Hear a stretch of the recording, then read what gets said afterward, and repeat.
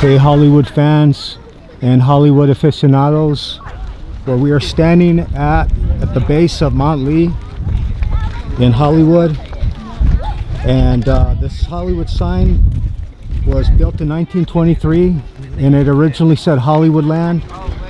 It was advertising a real estate development at the time. They wanted people to move up here in the Hollywood Hills, and they're 45 feet tall.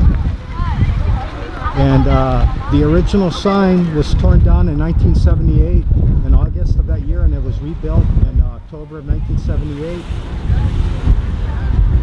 And at that time, the original Hollywood sign was completely falling apart. It was so dilapidated, it had holes all over it.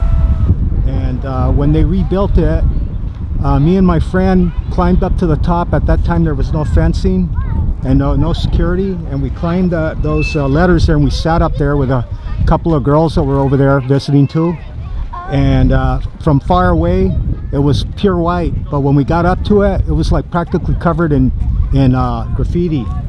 And it was an optical illusion, because from far away it's all white, but we were amazed when we got up there, it was all full of graffiti.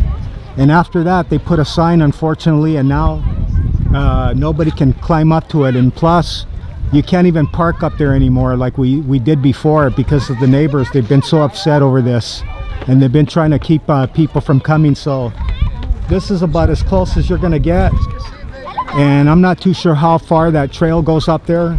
Down there you can see a trail, and this one guy right here, whoever he is, you can see that he put grapevines on that hillside there.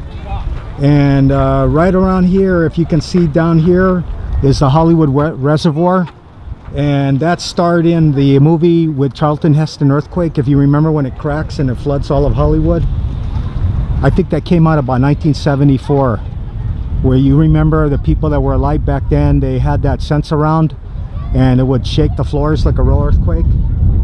And give you a little panoramic view, and as you can see, everybody from all over the world still can't help themselves from coming up here. And thousands of people come up here every year.